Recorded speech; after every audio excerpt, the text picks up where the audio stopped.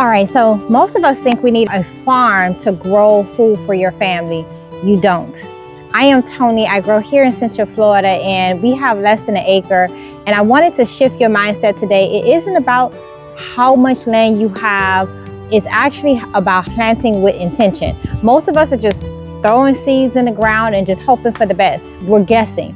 And what happens, it leads us right back to the store every Saturday, every Sunday.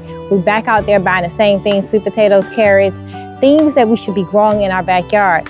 So if you're ready to stop hobby gardening and start building a pantry, go ahead and hit subscribe, follow along, because today we are doing the math. Today we're going to help you stop guessing and actually put food in the ground that's going to feed your family and save you those trips to the grocery store. Let's get started. So I don't know if it's just me, but lately all I've been seeing online every single day, how bad it is for us. Just the simple things like bread. You can't even trust bread anymore. Or even apples. It's just the things that I grew up on, that I used to eat every single day for lunch, breakfast, and dinner. It ain't the same. So what I took away from those videos is that we can't really trust what we're buying anymore. And the best food for your family is the food you grew yourself. So before you go out there and plant a single seed, I want you to take a step back and strategize. The way to do that is in 3 steps. So number 1 is the math. Knowing exactly how much your family eats, you got to start there.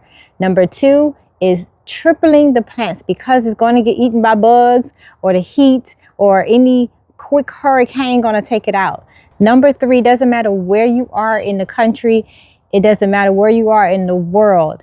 Timing is everything when you want to plant with purpose, because for us in Florida, if you're waiting to plant in the spring, you are already too late. So what I'm sharing today, you typically will wait to plant in spring, and I want to make sure you get them in the ground today. So these are 10 different foods that's going to help you replace those store-bought items for good. Let's get started. So number 1 is potatoes. If these are not in by Valentine's Day, you are late. So this is a 4-pound bag of seeded potatoes that I got from one of my local big box stores, and I'm gonna help you do the math. So this is a 4-pound bag. I also have another 4-pound bag here, and this is 4. So this is the amount that I need for my family. So if you cut them into pieces with at least 1 eye, you get about 80 seeds. You can grow roughly 100 plus pounds of food for your family. I love potatoes with everything.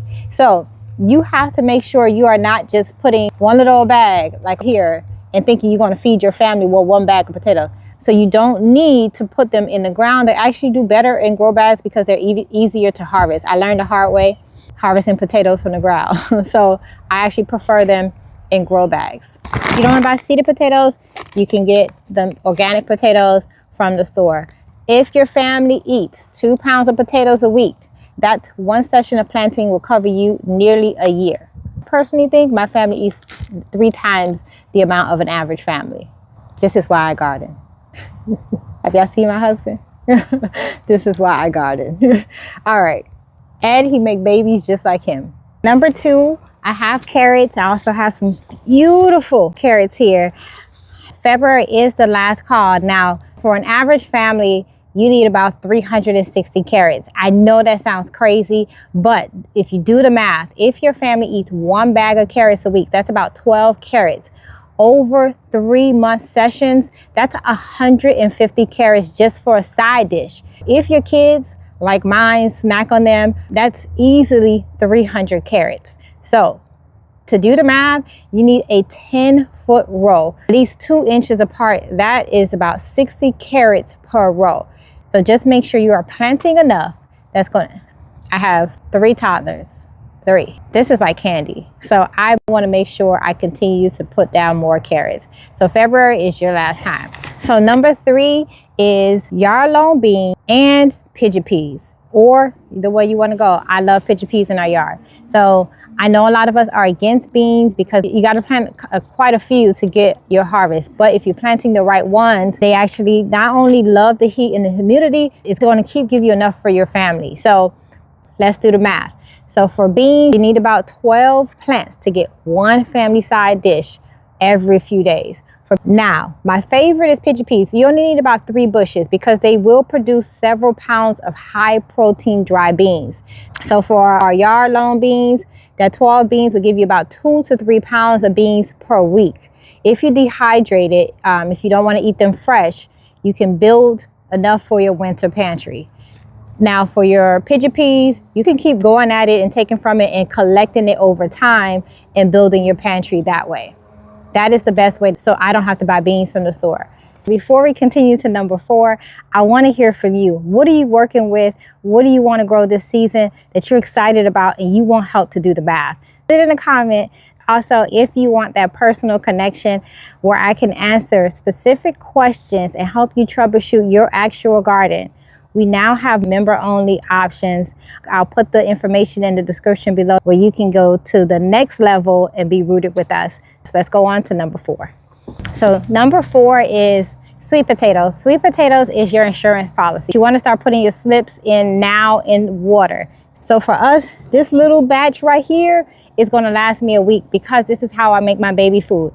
Baby food for me is expensive. Those little jars is way too much. Mostly filled with water. So to actually replace those heavy store bags, you need 30 slips in the ground. That is about 100 to 150 pounds of food sitting under the dirt. It's safe from the heat. This is your success buffer crop. For those who are trying to maximize their space, you can put sweet potatoes in the ground and use them as ground cover. That one slip keeps spreading and it keeps producing. So you're not just planting for this season, you're planting a living mulch that feeds year after year while choking out those weeds and protecting your soil. So let's go on to number 5. I'm so excited about number 5. I have talked about number 5 so much. Let's go see what it is. So number 5 is, it's about time to pull this out, is cassava. So I'm actually going to be pulling this from the ground. This is a pantry that lives in the dirt. It doesn't last long once you harvest it. One plant gives you about 10 pounds of starch. So if you plant 6 cuttings, that's going to give you about 60 pounds of calorie dense foods. So for a family, that's enough to replace a massive amount of store-bought pasta or rice for months, because you can freeze it. If you wait until April to plant this, you have already missed the window. You're going to be stuck in that same cycle, buying expensive, questionable foods while your garden bakes in the sun. This is your shot to get them in now. So let me go ahead and harvest it. Let me try. I'm going to try it one more time. Oh, I might do it. Nope, I'm not getting it. I got some of it. Look at that. Oh, my goodness. It's this part that's... Okay, I may have to get... Okay, you can do it. Wow. That's okay. You gotta cook it anyway. Whoa. Whoa. Now this is when we trying to grow. Yeah. This is what you're trying to grow. Wow. They got that one in the ground. Wow. That's beautiful. So number 6 is peanuts. These are what we have left from the harvest we did a few months ago. These are high calorie. It fixes your soil and your nitrogen. We still got some, these have been drying for some time now, but each plant gives you about 30 to 50 peanuts. So you want to plant about 20 plants because you're going to be looking about 600 to 1,000 peanuts. I know that sounds like a lot, but again, I have a greedy family that can go by like that. Ease is one of the easiest high protein harvests you can ever get. And they are very low maintenance to grow. They're fun for kids to pull. I personally love putting peanuts, and they're a survival crop. And you just, like right now, I'm gonna just go ahead and open this up, crack this open. And all I'm doing is taking this out the shell. And there you go. I have 2 peanuts that I can put in the ground right now. That's simple. Just make sure they're not salted. They don't have any oils. They're just plain as you can be. Those are the ones you want to put. All right, let's go on to number 7 is a must in my kitchen. It is ginger and turmeric. I have them growing right in these bags behind me. This is your backyard pharmacy. These are your go-to. If you want to have them by Christmas, you want to get them in the ground now. These are actually planted from store-bought ginger. As you can see, they're doing well right now. So here's the math. For a pound of store-bought seed ginger yields about 5 to 8 pounds of fresh ginger. So for your family, if you ever bought a 4 bottle of ginger shots at Whole Foods, that's how you stop. You grate it, you freeze it, or you dry it. They're great for inflammation. Just make sure you do your own research because everybody's body's different. For me, I use them for inflammation. I definitely use them for headaches. Did I tell you I have 3 toddlers? So yes, I use them for headaches. So this is what you want to have in the ground right now. These are my go-to for my recipes, especially if I'm going to do fried rice. Ginger and garlic. Put that in your rice. You back and thank me. All right, let's go on to number 8. So number 8, I know I am not the biggest fan of this one, but it's a specific variety that I want to challenge you with. It is tropical Flint corn. If you want to beat the worms, you want to plant them now. So here's the other challenge. Because corn takes a lot of space, so you need about 50 stalks for pollination. What that's going to give you is 75 to about 100 ears. Dried and ground, that's roughly about 8 to 10 pounds of cornmeal or grits.